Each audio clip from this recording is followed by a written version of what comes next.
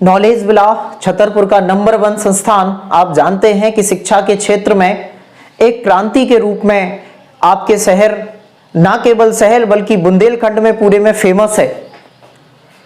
हम लोग online platform भी अपना तैयार करने जा रहे हैं। बहुत ही जल्द आपको आपके घर पर ही लाइव क्लासेस मिलने की प्रदान कराने की भी कोशिश हम लोग करेंगे। जैसा कि आप देख पा रहे होंगे कि हमारा जो YouTube चैनल, उसको नॉलेज विला ऑफिशियल के नाम से, बहुत सारे आपको चैनल जो कि नॉलेज विला के नाम से बने हुए हैं वो सब फर्जी हैं। आप देख पा रहे हैं नॉलेज विला ऑफिशियल।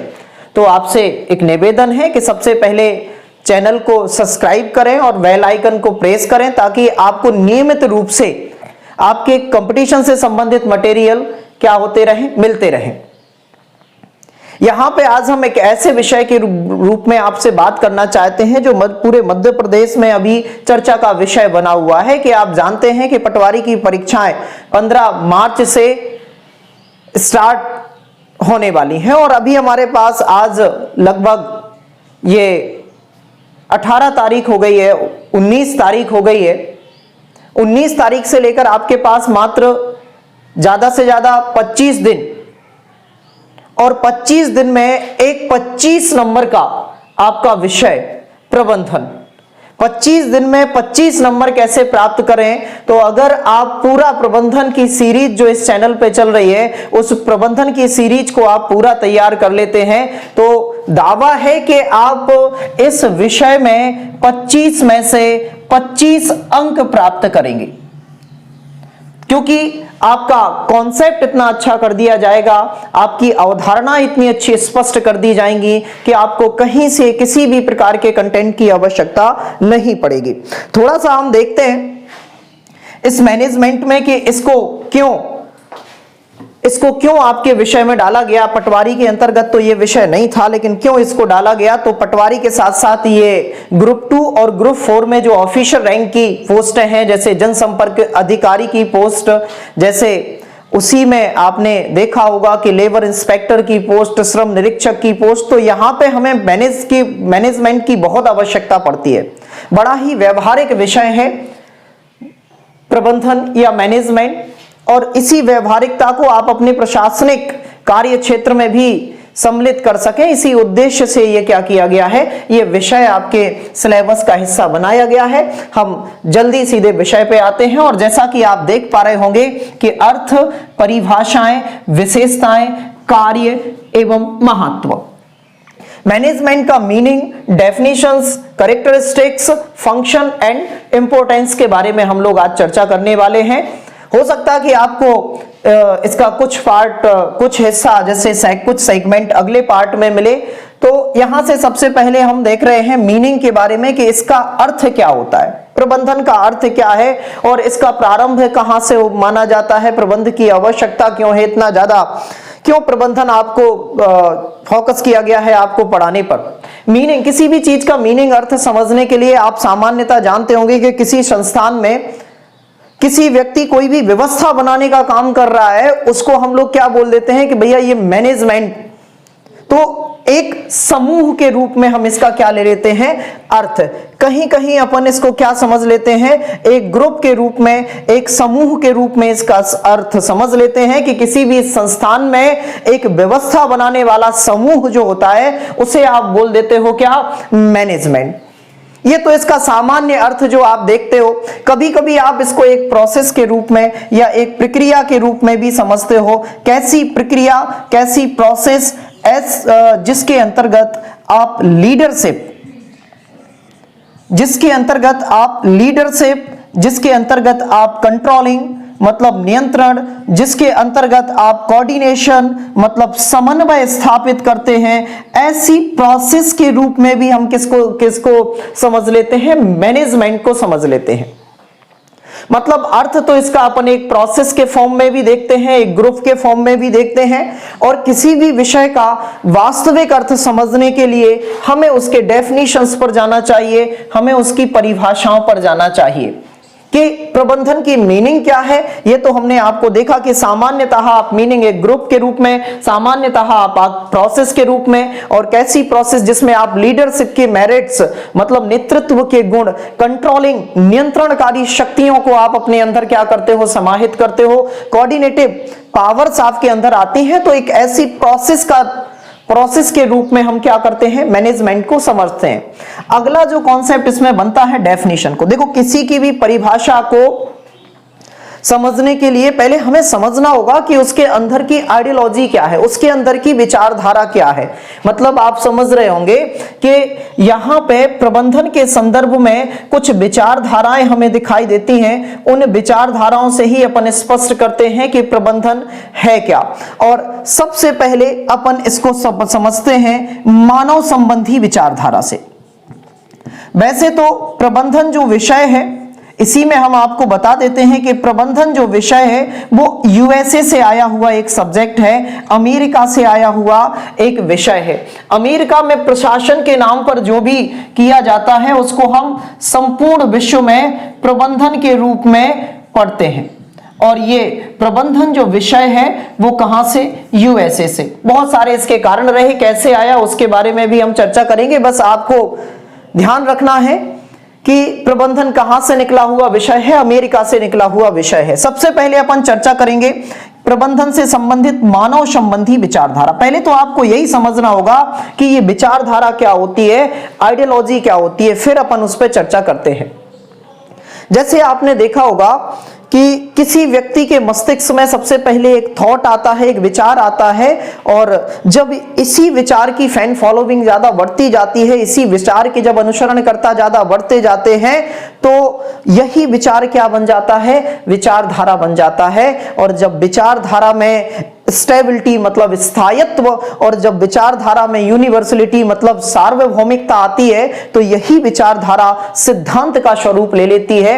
लेकिन हमने इधर लिखा कि परिभाषाओं से संबंधित विचारधाराएं, मतलब ये अभी सिद्धांत नहीं बने। देखो आपने जैसे देखा होगा कि 2 भाग हाइड्रोजन मिला के और 1 भाग ऑक्सीजन मिला के हमेशा पानी बनेगा। सबसे पहले यह विचार किसी ना किसी व्यक्ति के मस्तिष्क में आया होगा, उसने इस विचार का अनुसरण किया होगा, और बाद में जब इसमें यूनिवर्सलिटी का मतलब होता है सार्वभौमिकता, कि आप अमेरिका में भी 2 भाग हाइड्रोजन और 1 भाग ऑक्सीजन मिलाओगे तो पानी बनेगा, आप भारत में मिलाओगे तो पानी बनेगा, यह होता है सार्वभौमिकता। तो उस 2 भाग हाइड्रोजन और 1 भाग ऑक्सीजन मिलाकर पानी बनाने वाले विचार में क्या है, सार्वभौमिकता है। और दूसरा स्टेबिलिटी, आज से 50 साल बाद भी मिलाओगे तो पानी बनेगा, 50 साल पहले मिलाते थे तो भी पानी बनता था, आज भी पानी बन रहा है, यह कहलाता है स्थायित्व। तो जब भी किसी विचारधारा में स्थायित्व आता है तो वो सिद्धांत बनता है। अभी हम पढ़ेंगे प्रबंधन के सिद्धांत, वहां पे अपन सिद्धांत की डेफिनेशन आपको बताएंगे कि इनके सिद्धांत क्यों कहा जाता है। अभी फिलहाल हमने लिखा कि परिभाषाओं से संबंधित विचारधाराएं, परिभाषाओं से संबंधित विचारधाराएं, जिसमें हमने सबसे पहले आपको बताया मानव संबंधी विचारधारा के बारे में। अब देखो मानव संबंधी विचारधारा क्या कहती है, मानव संबंधी विचारधारा कहती है कि प्रबंधन जो है वो क्या है, दूसरों से कार्य करवाने की कला। परिभाषा समझना, प्रबंधन जो है वो दूसरों से कार्य करवाने की कला। अब आप जानते हो कि दूसरे आपके लिए कार्य क्यों करेंगे, दूसरों से कार्य करवाने की कला का नाम ही प्रबंधन है। अब हमने विचारधारा तो देखी कि मानव संबंधी विचारधारा, लेकिन विचारधारा तो मानव संबंधी विचारधारा है, लेकिन ये दूसरों से कार्य करवाने की कला। अब दूसरे आपसे तभी कार्य करेंगे जब आपके क्या होंगे, मानव संबंध बहुत अच्छे होंगे, तभी आपसे आपके लिए दूसरे कार्य करेंगे। और मानव संबंध आपके तभी अच्छे होंगे, हम आपको बता देते हैं, जब आपका इंटरेक्शन बहुत अच्छा होगा, जब आपकी अंतःक्रिया इस दुनिया में जितने भी सामाजिक संबंध हैं उन समस्त सामाजिक संबंधों का जो झुकाव है वो केवल और केवल अंतःक्रिया पर निर्भर करता है। आप जानते हैं कि आपका माता पिता के साथ में जो आपके संबंध हैं, भाई बहन के साथ में जो आपके संबंध हैं, वो एक मात्र टिके हुए हैं तो इसी इंटरेक्शन पर, इस अंतः क्रिया पर। जैसे जैसे धीरे धीरे आज के समाज में अंतः क्रिया क्या होती जाती है, खत्म होती जाती है, तो सामाजिक संबंध भी क्या होते जाते हैं, खत्म होते जाते हैं। हम वापस आते हैं कि अपन देख रहे थे कि दूसरों से कार्य करवाने की कला का नाम क्या है, प्रबंधन है। और दूसरों से कार्य आप तभी करवा सकते हैं जब आपके ह्यूमन रिलेशन बहुत अच्छे हो, और ह्यूमन रिलेशन बहुत अच्छे तभी हो सकते हैं जब आपका इंटरेक्शन बहुत अच्छा हो। अंतःक्रिया, अंतःक्रिया को कैसे समझते हैं, जैसे आप सुबह से आपके शिक्षक, आप अपने विद्यालय जाते हैं, कॉलेज जाते हैं, गुड मॉर्निंग, गुड आफ्टरनून, आप देखते हैं कि बचपन से जो आपको शिक्षक पढ़ाते थे उनके बीच का इंटरेक्शन आपका खत्म हो गया है, तो उनसे अब वो संबंध नहीं रहे जो आज वर्तमान के गुरुओं से हैं। क्यों वर्तमान के गुरुओं से क्यों है, क्योंकि आपका इंटरेक्शन अभी उनसे है। धीरे धीरे जैसे ही उनसे इंटरेक्शन खत्म, तो वो भी वैसे ही हो जाएंगे जैसे आपके बचपन के गुरु हुआ करते थे, क्योंकि उनसे इंटरेक्शन खत्म हो गया है। आप अपने माता पिता से दूर हो जाइए, इंटरेक्शन बंद कर दीजिए, आप अपने माता पिता से भी क्या हो जाएंगे, आपके संबंध खत्म हो जाएंगे। ये तो गुरुजन हैं, डायरेक्ट जिनसे आपका प्रत्यक्ष संबंध होता है। तो इस संसार में केवल संबंध टिके होते हैं इंटरेक्शन पर। इसलिए प्रबंधन को क्या करना चाहिए, आपको इसको सीखना चाहिए। अगर मैनेजमेंट सीखना है तो इंटरेक्शन के गुण सीखिए, अंतः क्रिया के गुण सीखिए। अगर आपकी सकारात्मक अंतः क्रिया, सकारात्मक अंतः क्रिया क्या है, किसी को अभी हाथ जोड़कर अभिवादन करना, गुड मॉर्निंग, गुड आफ्टरनून इत्यादि तरीके से आप जो अभिवादित करते हो, वो सकारात्मक अंतः क्रिया। नकारात्मक अंतः क्रिया का मतलब क्या है, किसी को गाली देके आप कहो कि कार्य कर दे, वो कार्य कर देगा? बिल्कुल नहीं करेगा, क्योंकि गाली देना नकारात्मक अंतः क्रिया है, और नकारात्मक अंतः क्रिया नकारात्मक संबंधों को जन्म दे देगी, और नकारात्मक संबंधों से आप दूसरों से कार्य नहीं करवा सकते। मतलब आप समझ गए होंगे कि प्रबंधन की मानव संबंधी विचारधारा क्या कहती है, कि दूसरों से कार्य करवाने की कला। हालांकि अभी अपन और इसको डिटेल में देखेंगे कि जब इसको कालखंड के रूप में हम आपको बताएंगे कि मानव संबंधी विचारधारा के जो जनक माने जाते हैं, वो जनक माने जाते हैं एल्टन मेयो। मानव संबंधी विचारधारा के जो जनक माने जाते हैं, वो जनक माने जाते हैं एल्टन मेयो। तो ये मानव संबंधी विचारधारा। दूसरी विचारधारा कहती है, जिसको अपन बोलते हैं उत्पादन संबंधी विचारधारा। अगली जो इसकी आइडियोलॉजी है, इसकी डेफिनेशन उत्पादन संबंधी विचारधारा, प्रोडक्शन संबंधी विचारधारा। और देखो, विचारधारा है तो किसी ना किसी का तो विचार होगा। इधर हमने नाम दिया है एल्टन मेयो का, जो सीधा सीधा एग्जाम में पूछा जाता है कि प्रबंधन की मानव संबंधी विचारधारा के जनक किसको माना जाता है, एल्टन मेयो को माना जाता है। दूसरी है उत्पादन संबंधी विचारधारा, प्रोडक्शन रिलेटेड आइडियोलॉजी। उत्पादन संबंधी विचारधारा क्या कहती है, उत्पादन संबंधी विचारधारा कहती है कि सीमित संसाधनों में अत्यधिक उत्पादन करना। ये एक व्यावसायिक आइडियोलॉजी है, जो जिस कारण से आपने देखा होगा कि इसमें प्रबंधन के नाम पर, मैनेजमेंट के नाम पर, इसमें अकाउंटिंग के भी बहुत सारे कॉन्सेप्ट हैं, लेखांकन के भी बहुत सारे कॉन्सेप्ट हैं। और लेखांकन, अकाउंटिंग जो व्यवसाय से जुड़ा हुआ विषय है, तो काफी मैनेजमेंट को व्यवसायिक परिप्रेक्ष्य से भी देखा जाता है। यहां पे हम देख रहे हैं कि उत्पादन संबंधी विचारधारा क्या कहती है, ये कहती है कि प्रबंधन जो है कम लागत हो, आपका कॉस्ट, लागत कम से कम, और उत्पादन आपका क्या, अधिक हो। प्रबंधन एक ऐसी व्यवस्था का नाम है जिसमें अपन कम लागत में उत्पादन क्या कर सकते हैं, प्रोडक्शन अत्यधिक प्राप्त कर सकते हैं, अत्यधिक उत्पादन हम लोग क्या कर सकते हैं, प्राप्त कर सकते हैं। तो उत्पादन संबंधी विचारधारा कहती है कि कम लागत में हम क्या करें, अत्यधिक उत्पादन करने की व्यवस्था, कम लागत हो और उत्पादन अधिक हो। जैसे आपने देखा हो कि आपको भूख लगी है, बहुत तेज भूख लगी है, जेब में पर्याप्त पैसा है, सामने होटल है, सारे संसाधन है, काय का प्रबंधन? वहां मैनेजमेंट का कोई औचित्य नहीं है। मैनेजमेंट का औचित्य कहां है कि जेब में पैसे भी नहीं है, सामने होटल भी नहीं है, पहले पैसे कमाना है, उसके बाद खाना खाना है, मतलब लागत नहीं है, संसाधन नहीं है, फिर भी हमें अपना क्या करना है, उत्पादन करना है। तो उसके लिए हमें किस कला की आवश्यकता पड़ती है, मैनेजमेंट की आवश्यकता पड़ती है, प्रबंधन की आवश्यकता पड़ती है, कम लागत में अत्यधिक उत्पादन करने की कला। आप इसके कैरेक्टरिस्टिक्स को देख रहे होंगे, इसकी विशेषताओं को देख रहे होंगे। तो इसकी विशेषताओं में हम थोड़ी सी चर्चा कर लेते हैं कि विशेषताओं में, कैरेक्टरिस्टिक्स में पहली विशेषता जो है वो पहली विशेषता है कि इसमें क्या होती है, सार्वभौमिकता, यूनिवर्सलिटी होती है। सार्वभौमिकता का मतलब क्या होता है कि आपने एग्जाम पूछे कि प्रबंधन के कितने स्तर होते हैं, तो प्रबंधन के 3 स्तर होते हैं, हाई लेवल, मिडिल लेवल और लोअर लेवल। मतलब निम्न स्तर, उच्च स्तर और मध्यम स्तर।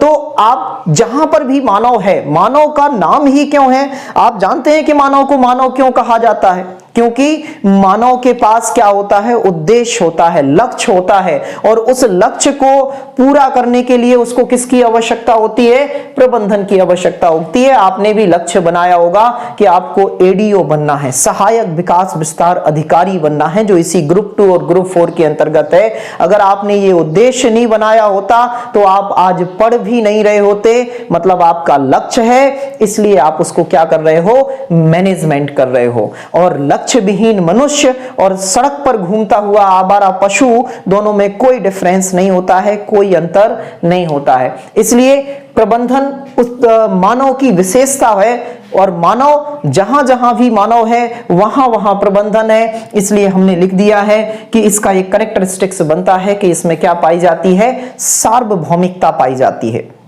यूनिवर्सलिटी पाई जाती है। सार्वभौमिकता मतलब अमेरिका में भी मानव है तो वहां भी प्रबंधन की आवश्यकता है, भारत में भी मानव है। मानव वो इसलिए है क्योंकि उसका लक्ष्य, ध्यान रखना, अगर किसी मानव का कोई लक्ष्य नहीं है तो पशु है, वो मानव है ही नहीं। और अगर मानव है तो लक्ष्य है, और लक्ष्य है तो प्रबंधन है, और जहां जहां भी मानव है वहां वहां प्रबंधन है। इसलिए हमने कह दिया कि मानव, इसकी एक विशेषता बन जाती है कि ये क्या होता है, सार्वभौमिक होता है। और तीसरा, अगली विशेषता जो इसको हमें देखने को मिलती है वो विशेषता है कि प्रबंधन सभी स्तरों पे पाया जाता है। सभी स्तर मतलब जितने भी लेवल होते हैं, सभी स्तरों पर क्या होता है, प्रबंधन होता है, सभी स्तर। अब वैसे तो प्रबंधन के अगर एग्जाम में आपसे पूछ ले कि प्रबंधन के कितने स्तर होते हैं, तो उच्च स्तर, मध्यम स्तर और निम्न स्तर, तीनों स्तरों पर प्रबंधन पाया जाता है। अगर आप निम्न स्तर पे हैं मतलब गरीब हैं, तो रोटी के लिए आपको क्या करना है, प्रबंधन करना है। अगर आप अमीर हैं तो आपको 2 करोड़ रुपए ठिकाने लगाने के लिए प्रबंधन करना है। और अगर आप मध्यम स्तर पे हैं तो आपको अपनी गाड़ी की, अपने मकान की EMI चुकाने के लिए क्या करना है, प्रबंधन करना है। मतलब कुल मिला के ऐसा कोई क्षेत्र नहीं है, ऐसा कोई स्तर नहीं है जिस पे के जिस लेवल, जिस स्तर पे क्या ना हो, प्रबंधन ना हो। तो सभी स्तरों पर हमें दिखाई देता है। अगली विशेषता जो हमें यहां पर दिखाई देती है प्रबंधन की, कि यह एक अत्यधिक उत्पादन, कम संसाधन में, कम संसाधन, आपके पास रिसोर्सेस कम है, कम संसाधन में अधिक उत्पादन, कम संसाधन में अधिक उत्पादन प्राप्त करने की कला। ये एक ऐसा आर्ट है जिसमें कम संसाधन होते हैं और अत्यधिक उत्पादन है। आपका एक, और आप समझ रहे हैं ना कि प्रोडक्शन आपको ज्यादा करना है, उत्पादन आपको ज्यादा करना है, आपके पास संसाधन क्या है, कम है। तो कम संसाधनों में जब हमें अधिक उत्पादन करना होता है तब किसकी विशेषता, ये किसकी विशेषता है, मैनेजमेंट की विशेषता है, प्रबंधन की विशेषता है। ये व्यक्ति को क्या करना सिखाता है, ये व्यक्ति को प्लान, नियोजन जो है वो नियोजन इसी प्रबंधन की विशेषता के रूप में हमें दिखाई देता है। प्लान जो है वो इसी हमें नियोजन की, प्लान या नियोजन प्रबंधन की ही एक विशेषता के रूप में दिखाई देता है। प्लान आप जानते हैं, किसी भी चीज को हमें क्या करना है, एक क्रमबद्ध तरीके से, या अपन बोल सकते हैं कि भविष्य को अपनी मुट्ठी में कैद करना है तो आप क्या है, नियोजन करना पड़ेगा। अगर आप अपने भविष्य को अपनी मुट्ठी में कैद करना चाहते हैं तो आपको प्लान करना पड़ेगा। और प्लान किसकी विशेषता है, प्रबंधन की विशेषता है, मैनेजमेंट की विशेषता है। इसी के अलावा अगली जो विशेषता देखने को मिलती है वो विशेषता है अभिप्रेरणा, मोटिवेशन। वो विशेषता है अभिप्रेरणा या मोटिवेशन। मोटिवेशन जगह जगह आपको मोटिवेशन देखने को मिलता है।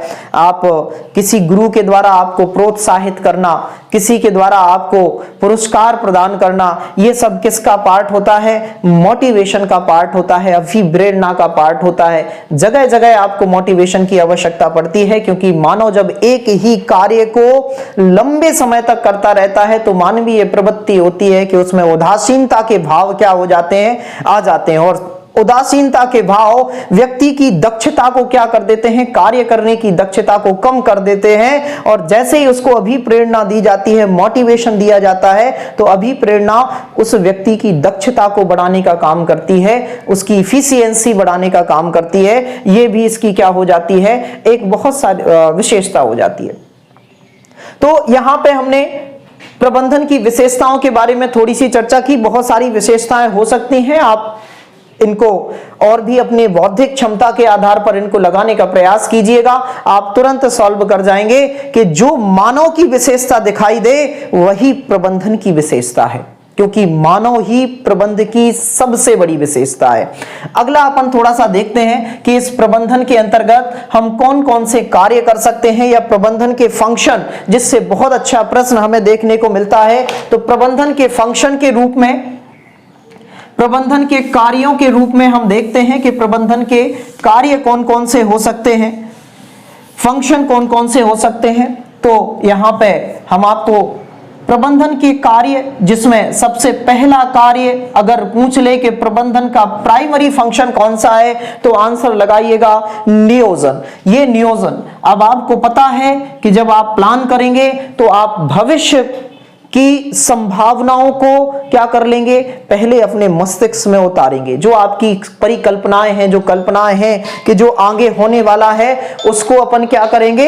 पहले आप अपने मस्तिष्क में उतारेंगे। उस हिसाब से आप अपने कार्य की क्रमबद्धता को सुनिश्चित करेंगे, और उसी को हम बोल देते हैं प्लान। एक बहुत अच्छी प्लान की डेफिनेशन एग्जाम में पूछी जा सकती है कि भविष्य को कैद करने का पिंजड़ा क्या कहलाता है? तो आंसर लगाइएगा नियोजन या प्लान। भविष्य को कैद करने का पिंजड़ा नियोजन कहलाता है। दूसरा कॉन्सेप्ट यहां पे हम देखते हैं, दूसरा कार्य है। देखो, नियोजन बनाना उच्च अधिकारियों का काम है, और उस नियोजन को क्रियान्वित करने के लिए, उस प्लान को एग्जीक्यूट करने के लिए हमें कुछ व्यक्तियों की आवश्यकता होती है, और इन्हीं से मिलकर एक ऑर्गेनाइजेशन तैयार करते हैं। और यह संगठन भी किसका कार्य है? यह संगठन भी प्रबंधन का ही कार्य है।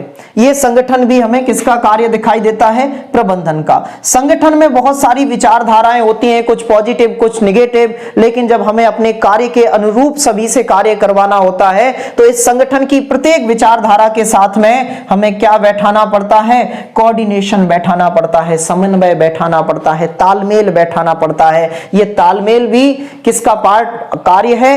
प्रबंधन का। इस संगठन के सदस्यों को आपको क्या देने पड़ते हैं? निर्देश देने पड़ते हैं, निर्देशन देने पड़ते हैं, डायरेक्शन प्रदान करना पड़ता है। तो ये निर्देशन भी क्या है? इसी प्रबंधन का कार्य है। आपको क्या करना पड़ेगा? इन संगठन के सदस्यों पर लीड करना पड़ेगा, इसलिए नेतृत्व भी किसका कार्य है? इसी प्रबंधन का कार्य है। आपके संगठन के सदस्यों में आने वाली उदासीनता को दूर करने के लिए आपको मोटिवेशन देना होगा, तो अभिप्रेरणा भी किसका कार्य है? इसी प्रबंधन का कार्य है। इसी में आपको बेस्ट कम्युनिकेशन बनाना होगा, बहुत अच्छा संप्रेषण या संचार आपका बहुत अच्छा होना चाहिए। अपनी बात को सही तरीके से, सही समय पर, सही व्यक्ति तक पहुंचाने में महत्वपूर्ण भूमिका निभाता है संचार। तो ये संचार, साथ ही साथ जब आप संगठन तैयार कर रहे हो तो आपको नियुक्तिकरण के गुण आने चाहिए कि आपके कार्य के अनुरूप ही आप क्या रखें? अपने व्यक्तियों को रखें। मतलब आप में नियुक्तिकरण भी किसका कार्य हमें दिखाई देता है? तो प्रबंधन का। ये प्रबंधन का कार्य जो नियोजन, संगठन, समन्वय, निर्देशन, नेतृत्व, अभिप्रेरणा, संचार, नियुक्तिकरण, निर्णयन भी किसका कार्य है? किसी भी विपरीत परिस्थितियों में कई विकल्पों में से एक अच्छे विकल्प का चयन करना निर्णयन कहलाता है। तो निर्णयन भी किसका कार्य दिखाई देता है? प्रबंधन का कार्य दिखाई देता है। इसके बाद ये तो हो गए इसके फंक्शन जो एग्जाम में पूछे जाते हैं। ध्यान रखना, अगर कभी कभी वो इस तरीके से ऑप्शन दे देता है कि इनमें से कौन एक प्रबंध का कार्य नहीं है, तो आंसर लगाइएगा। उसमें ज्यादातर ऑप्शन होता है केंद्रीयकरण, सेंट्रलाइजेशन इसका कार्य नहीं है। अभी तक जितनी बार भी उन्होंने इससे प्रश्न बनाया है उसमें केंद्रीयकरण ऑप्शन ज्यादा रहा है, वो इसका कार्य नहीं है। हम लास्ट आज का पॉइंट देखते हैं, महत्व या इंपॉर्टेंस।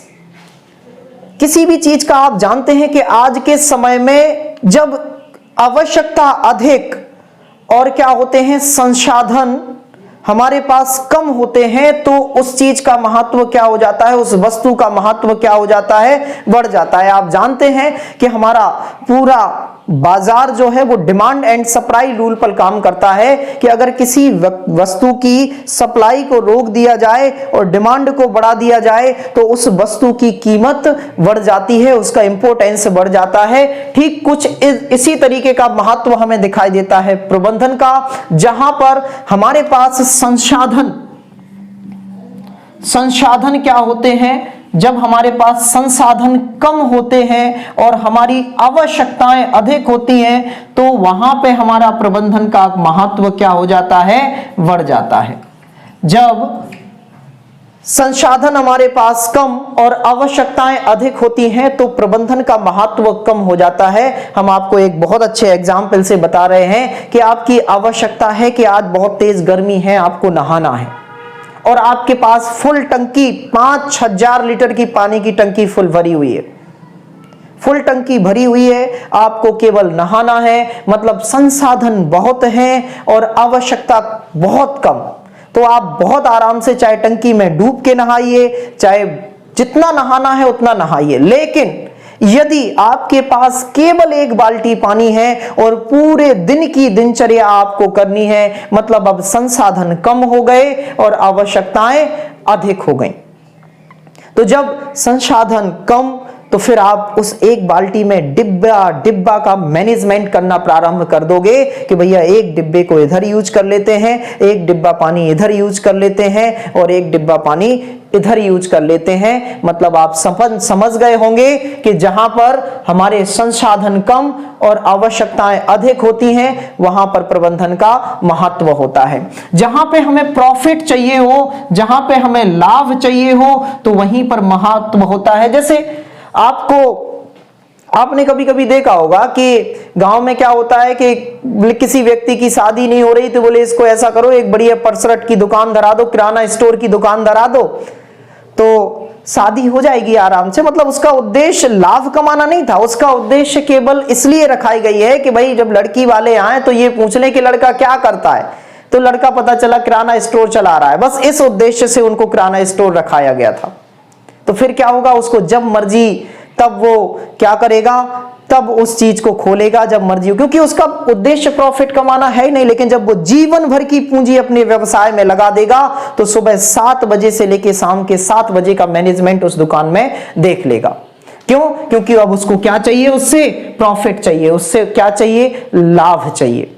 जब हमें अपने जीवन में इनोवेशन चाहिए, नवाचार चाहिए, नवीनता लाना हो, तो किसका महत्व बढ़ जाता है, मैनेजमेंट का महत्व बढ़ जाता है। जैसा चल रहा है वैसा तो चल ही रहा है, कोई दिक्कत वाली बात नहीं। जैसे अपने ऊपर वाली जनरेशन ने, अपनी पीढ़ी ने चीजें काट ली हैं, वैसे ही अपना जीवन भी काट लेंगे। इसमें काय का मैनेजमेंट? जब आपको सहायक विकास विस्तार अधिकारी बनना होता है, एडिशनल डेवलपमेंट एक्सटेंशन ऑफिसर बनना होता है, तो आपको किसकी आवश्यकता पड़ती है, प्रबंधन की आवश्यकता पड़ती है कि 6 बजे जागना पड़ेगा।